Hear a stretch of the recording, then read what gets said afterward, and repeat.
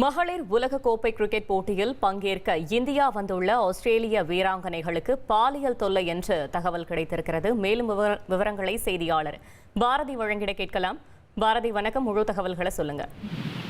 கண்டிப்பாக உலகக்கோப்பை பெண்கள் உலகக்கோப்பை தற்போது இந்தியாவில் நடந்து வருது. இந்த நிலையில் இன்று நடைபெற இருக்கக்கூடிய ஆஸ்திரேலியா மற்றும் சவுத் ஆப்பிரிக்கா இடையிலான போட்டியில் கலந்து கொள்வதற்காக மத்திய பிரதேசத்தில் இந்த போட்டியானது நடைபெற இருக்கிறது. இந்தூர்ல இருக்க ஸ்டேடியத்துல ஹோல்கர் மைதானத்துல. இந்த மைதானத்துல 2 நாட்களுக்கு முன்பே அங்கே இந்தூர்ல தங்கி பயிற்சி ஈடுபட்டு வந்தாங்க ஆஸ்திரேலிய அணியினர். இந்த நிலையில கடந்த வியாழக்கிழமை அன்று ஆஸ்திரேலிய கிரிக்கெட் அணியைச் சேர்ந்த 2 வீராங்கனைகள் அருகில் உள்ள காபி ஷாப்பிற்கு காபி குடிப்பதற்காக காலையில் சென்றிருக்கிறார்கள். அப்போது பைக்ல வந்த ஒரு நபர் அவர்களும் தவறாக நடந்து கொண்டிருக்கிறார். பாலியல் துன்புறுத்தலில் அதில் நடந்த 2 வீராங்கனைகள்ல ஒருவருக்கு பாலியல் தொல்லை கொடுத்திருப்பதாக தற்போது வழக்கானது பதிவாகி இருக்கிறது. அந்த நபரையும் தற்போது இந்தூர் போலீசார் கைது செய்திருக்கிறார்கள்.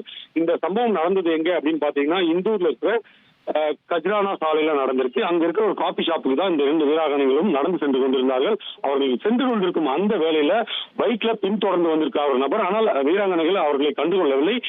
ஒரு கட்டத்துல அவர்களை வழிமறித்து அவர்களும் பாலியல் சீண்டல்ல ஈடுபட்டிருக்கிறதா வழக்கு பதிவு செய்யப்பட்டு தற்போது அந்த நபரும் கைது செய்யப்பட்டிருக்கிறார்.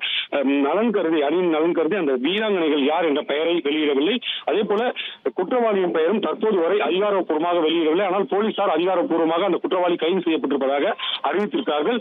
இந்தியா வந்துள்ள வீராங்கனைகளுக்கு பாதுகாப்பு வழங்க வேண்டிய விஷயத்தில் போலீசார் தற்போது சரியாக செயல்படவில்லை என்ற ஒரு குற்றச்சாட்டு எழுந்திருந்தாலும் கூட வீராங்கனைகள் வெளியில் செல்லும் போது முறையான அறிவிப்புடன் செல்ல வேண்டும். அதாவது அவர்கள் ஓட்டலில் இருக்கும்போது அவர்களுக்கு ஓட்டலில் பாதுகாப்பு இருக்கிறது. ஆனால் வெளியில் செல்லும் போது அவர்கள் இது போன்ற இடத்திற்கு செல்கிறேன் என்று கூறிவிட்டு செல்ல வேண்டும். என்றால் வெளிநாட்டு வீராங்கனைகள் இங்கு வரும்போது அவர்களுக்கு பாதுகாப்பு ஏற்பாடு என்பது முறையாக செய்யப்பட்டிருக்கும். ஆனால் அவர்கள் போலீசிடம் தெரிவிக்காமல் வெளியில் இருக்கும் காபி ஷாப்பிற்கு சென்றதாலேயே இந்த பிரச்சனை நடந்திருப்பதாக கூறப்படுகிறது. இருப்பினும் உடனடியாக துரிதமாக நடவடிக்கை மேற்கொண்டு அந்த குற்றவாளியை தற்போது போலீசார் கைது செய்திருக்கிறார்கள்.